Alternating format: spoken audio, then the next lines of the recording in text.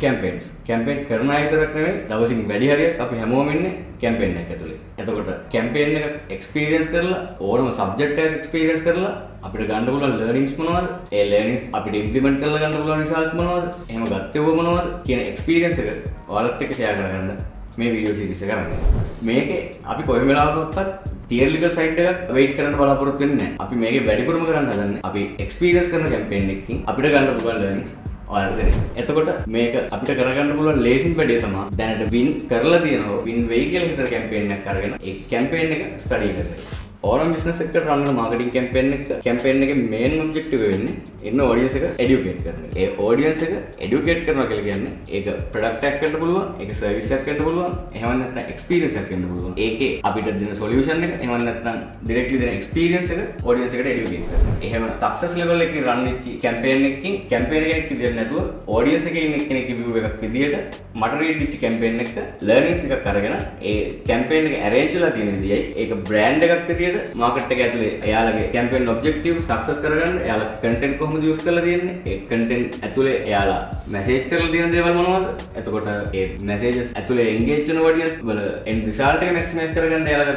අරන් තියෙන අප්‍රෝච් මොනවද කියලා අපි දැන් රන් වෙන කැම්පේන් එකක් අරන් ස්ටඩි කරන එක සාමාන්‍ය එක්ස්පීරියන්ස් බේස් කරලා ලර්න් කරන් ට්‍රේන් වෙන කෙනෙක්ට ෆාස්ට් ග්‍රෝත් එකක් ගන්න කියන හොඳ ඔප්ෂන් එක. අපිට මේ ලර්නින් එක ලේසියෙන්ම ගන්න මේ වෙලාවේ මාකට් එකේ හොඳ කම්පිටිෂන් එකකුත් තියෙන පැරලි හොඳ ග්‍රෝත් එකකුත් තියෙන බිස්නස් ඉන්ඩස්ට්‍රි එකක් නීච් කරලා ගත්තොත් ඒක ගන්න පුළුවන් ලර්නින් පොයින්ට් අවුට් කරගන්න හරි ලේසියි. එතකොට ඔඩියන්ස් එකේ ඉන්න යූසර් කෙනෙක් විදිහට මම එක්ස්පීරියන්ස් කරපු කැම්පේන් එක මමත් එයාලගේ අවේර්නස් කැම්පේන් එක ඇතුළේම එයාලගේ කස්ටමර් කෙනෙක් වෙච්ච කැම්පේන් එක අපි අරගෙන ඒකේ එයාලගේ කැම්පේන් අප්‍රෝච් එක සෙග්මන්ට් වෙලා තියෙන විදිහ අපි බලමු. මෑත කාලේ ලංකාවේ හොඳ ග්‍රෝත් එකක් තියෙන බිස්නස් නීච් එකක් විදිහට අන්ඩර්ග්‍රවුන්ඩ් ඉවෙන්ට්ස් කියන එන්ටර්ටේන්මන්ට් ඉවෙන්ට් සෙග්මන්ට් එක අපි ඩිෆයින් කරගත්තොත් ඒක ඇතුලේ මේ වෙලාවේ කම්පිටිෂන් එකත් එක්ක හොඳ කැම්පේන්ස් රන් වෙනවා. ගොඩක් හොඳ කැම්පේන්ස් රන් වෙනවා.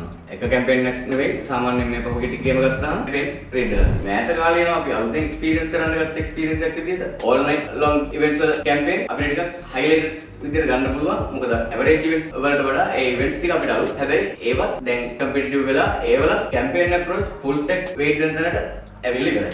ඉවෙන්ට් එකක් බිස්නස් එකක් විදිහට සක්සස් වෙන්න නම් එන රිටර්න් එක මැක්සිමයිස් වෙන්න ඕනේ. ඒ කියන්නේ ඉවෙන්ට් එකට ඉන්වෙස්ට් කරන amount එකට එන රිටර්න් එක මැක්සිමයිස් වෙන්න ඕනේ. ඒ රිටර්න් එක මැක්සිමයිස් වෙන්න කැම්පේන් එක ඇතුලේ ROI oriented කැම්පේන් ස්ට්‍රැටජි එක ඇප්ලයි වෙන්න ඕනේ. එතකොට තමයි දැනට මේ තියෙන කම්පිටිෂන් එකත් එක්ක ඉවෙන්ට්ස් ඇතුලේ ඒ ඉවෙන්ට් එකට ලේසියෙන් අපිට ටාගට් වෙන්නේ නැති, අපිට කන්වර්ට් වෙන්නේ නැති ඔඩියන්ස් සෙග්මන්ට් එකක් වුණත් කන්වර්ට් වෙනවා. අන්ඩර්ග්‍රවුන්ඩ් ඉවෙන්ට් ඇතුලේ සක්සස් කියන ඉවෙන්ට්ස් වල මේන්ලිම කැම්පේන් ඇතුලේ මැසේජ් එන එක්ස්පීරියන්ස් වලට අමතරව තව සෙග්මන්ට් ටිකක් ටාගට් වෙලා තව රිටර්න් වයිස් එයාලට මැක්සිමයිස් රිසල්ට් එකක් ගන්න පුළුවන් විදිහේ අප්‍රෝච් එකක් එක්ක පටන් ගත්ත කැම්පේන් එකක් විදිහට කොඩාෆ් යාග් කියන බ්‍රෑන්ඩ් එක හොස් කරන්න ඉන්න කොඩාෆ්ගේ ඔන්ලයින් ලෝන් කැම්පේන් එක මේලා එක්සැම්පල් එකක් විදිහට අරගෙන ලර්නින් ඉන්සයිට් ගොඩක් ගන්න පුළුවන් කැම්පේන් එක. මොකද ඒ කැම්පේන් එක ඇතුලේ එයාලා සාමාන්‍යයෙන් ඇවරේජ්ලි අපි ටාගට් කරන මාකට් එකේ අවේර්නස් ලෙවල් එක හැදිලාම තියෙන ඔඩියන්ස් එකට අමතරව එයාලා වෙන සෙග්මන්ට් වෙන ඔඩියන්ස් එක්කුත් ටාගට් කරගෙන ඉවෙන්ට් එකේ රිසල්ට් එක මැක්සිමයිස් කරගන්න ගත්ත අප්‍රෝච් එකක් එයාලා අවේර්නස් ලෙවල් එකේ එයාලා එළියට දාපු ට්‍රේල් එක ඇතුළෙන්ම බ්‍රීෆ් වෙලා තියෙනවා. මේ ට්‍රේල් එකයි එතකොට මේ කැම්පේන් එක ඇතුලේ එතකොට මේ අවේර්නස් කැම්පේන් එක ඇතුලේ කැම්පේන් එකක් විදිහට එයාලගේ ඔඩියන්ස් එකේ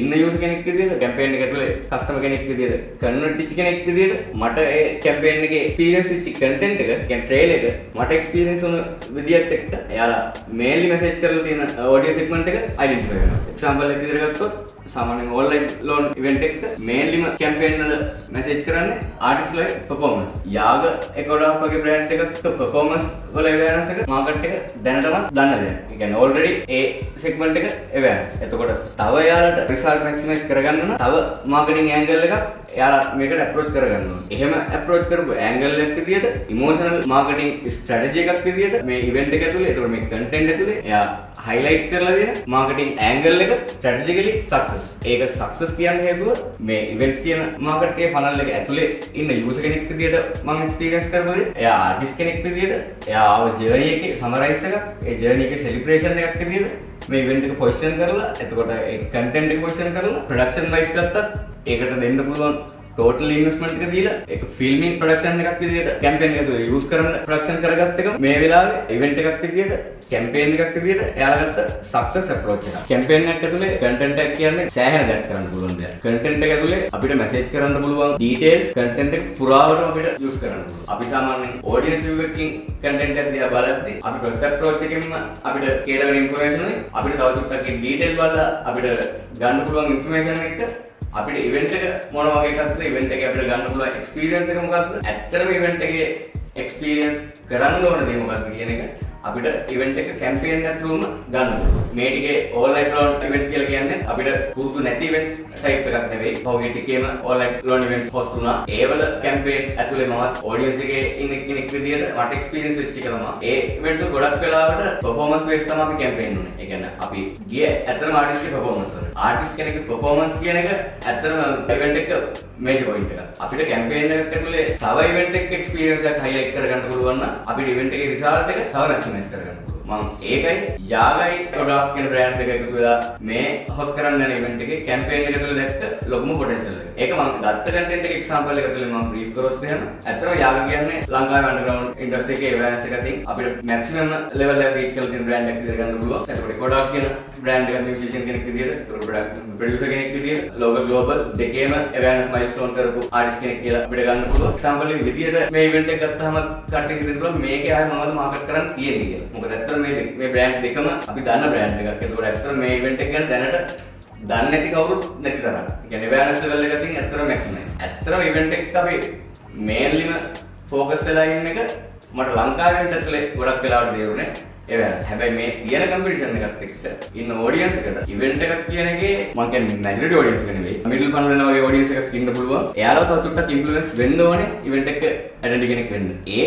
ඔඩියන්ස් එකත් ටාගට් කරලා කැම්පේන් එකක් වෙයිට් වෙලා තිබ්බ. එතකොට ඒ අප්‍රෝච් එක පළවෙනි කන්ටෙන්ට් එකෙන්ම ගත්ත කැම්පේන් එක විදිහට මම දැක්කේ 29 හොස්ට් වෙන ග්‍රාසියස් ඉවෙන්ට් එක. මේ ඉවෙන්ට් එකේ අවයර්නස් කැම්පේන් එක ඇතුලේ මේන් වෙච්ච ට්‍රේල් එක ඉවෙන්ට් එකේ එක්ස්පීරියන්ස් එක එලිමන්ට් කරන්න වීඩියෝ එකේ ප්‍රොඩක්ෂන් එක ස්ට්‍රැටජිකල් අප්‍රෝච් එකක් ස්ට්‍රැටජිකල් ස්ක්‍රිප්ට් එකක් ඒකේ සමහර ප්‍රොඩක්ෂන් ඇරේන්ජ්මන්ට් කතා කරන තරම් මම ඇත්තටම වීඩියෝ ප්‍රොඩක්ෂන් සයිඩ් එකේ නොලෙජබල් නෑ මට යූසර් කෙනෙක් විදිහට මට එක්ස්පීරියන්ස් වෙච්ච වීඩියෝ එකේ ස්ක්‍රිප්ට් එක ඇතුලේ මට හයිලයිට් වෙච්ච මට ටච් වෙච්ච ලොකු ෆ්‍රේම්ස් ටිකක් තියෙනවා මට ඒකේ ෆ්‍රේම්ස් දෙක තුනකට ජජ්මන්ට් දෙන්න පුළුවන් ඒකේ ඊට අමතරව තියෙන හැම ඩීටේල් එකකටම අපි ජජ්මන්ට් එකක් දෙන එක ඔඩියන්ස් එකක් විදිහට වැරදි වෙන්න පුළුවන් ඒක නිසා ඒකේ මට හයිලයිට් වෙච්ච ටච් පොයින්ට්ස් වලට මට ආන්සර් ගන්නම ඕන පුද්ගලයාගේ මේ වීඩියෝ එකේ අන්තිමේට අපි ආන්සර් එකක් ගන්න බලමු අපිට ආන්සර් හම්බෙයි මට ආන්සර් වෙච්ච මට ෆීල් වෙච්ච මම ඒ ෆනල් එක ඇතුළට එන්න මට එක්ස්පීරියන්ස් වෙච්ච වීඩියෝ එකේ එක්ස්පීරියන්ස් එක සරලව ගත්තොත් මේ ඉවෙන්ට් එකේ මට එක්ස්පීරියන්ස් එක කියලා ලොකෝටම හයිලයිට් උනේ මේක ග්‍රෝ වෙන බ්‍රෑන්ඩ් එක ග්‍රෝ වුණාට පස්සේ ග්‍රෝ වෙන තැනට නිකන් එන්න ඒ ජර්නි එක ඇතුලේ ඒ බ්‍රෑන්ඩ් එක ලොකු ඩෙඩිකේෂන්ස් එකක් කරන්න වෙනවා එතකොට ඒ ඩෙඩිකේෂන්ස් අතරතුර එයාට ආන්සර් කරන්න බැරි වෙන පාටිස් ඉන්න පුළුවන් ඒ ඔක්කොටම ආන්සර් එකක් විදියට එතකොට ඒ ඔක්කොටම මොටිවේෂන් එකක් විදියට හොස් කරන ඔන්ලයින් ලෝන් ෂෝ එකක් විදියට මට එක්ස්පීරියන්ස් කරන්න.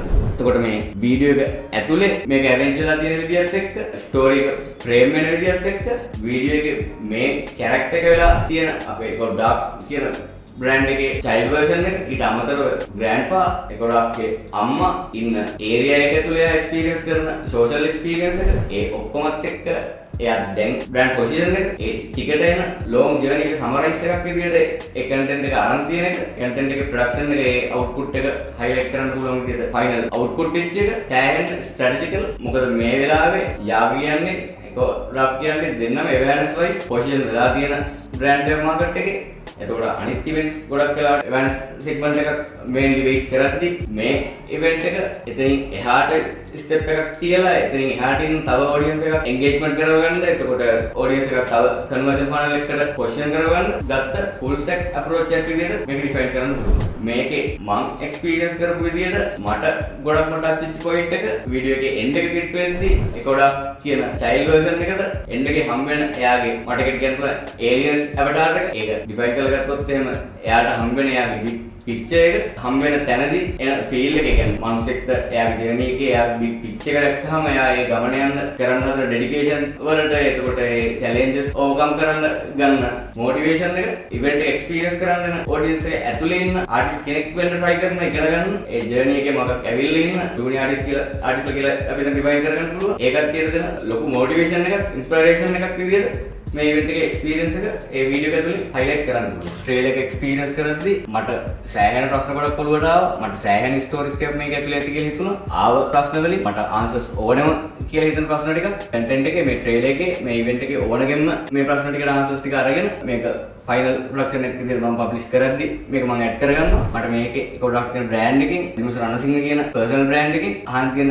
ප්‍රශ්න ටික තමයි මේ කන්ටෙන්ට් එක ඇතුලේ පටන් ගත්ත තැන ඉඳන් මේකේ තියෙන්නේ සාමාන්‍ය කරන්ට් එක නැති ගෙදරක් පැත්තක් මේ පැත්ත කොහෙද මේ හයිලයිට් වෙන කැරක්ටර්ස් වල රේඩියෝ හදන එක්කෙනා කවුද 100 ඒ කියන්නේ ගොඩක් බ්‍රෑන්ඩ් පහ ප්‍රේම් එකේ ගොඩක් තැන් වල ඉන්නවා එතකොට ඒකෙන් මෙසේජ් කරලා තියන්නේ මොකද්ද ඒ ගොඩක්ගේ අම්මා මෙතන කැරක්ටර් වෙන තැන 100 ප්ලේ කරන සෝංග් එක එතකොට ඒකේ දෙකේ අපි මොකටද දන්න සෝංග් එකක් එතකොට ඒ සෝංග් එකයි ඒ දෙකේ අතර මැචින් එකක් තියෙනවා 100ගේ මියුසික් ස්කිල් එක ප්‍රොෆෙෂනලිසම් ස්කිල් එකට ඩෙවලොප් කරපු එකක්ද නැත්නම් ඒක එයා ඉන්ට්‍රස්ට් එකක් විදියට ෆලෝ අප් කරපු එකක්ද මට එක්ස්පීරියන්ස් වෙච්ච එකක් තමයි මේකේ කැප්ෂන්ස් වලින් නම් ඩාන්ස් කරලා තියෙන කන්ටෙන්ට් එක ඇතුලේ මේක එක ඉවෙන්ට් එකක් නෙවෙයි මේක ඔන්ලයින් ලොන් ඉවෙන්ට් සීරීස් එකකට ගන්න අප්‍රෝච් එකක්ද කියන එක පොඩ්ඩක් මෙසේජ් දුනා මොකද මේකේ තැනක highlight වෙලා තියෙන story begins කියලා caption part එකක් ඒකත් එක්ක අපි කැම්පේන් එක ඇතුළේ එක්ස්පීරියන්ස් කරපු එක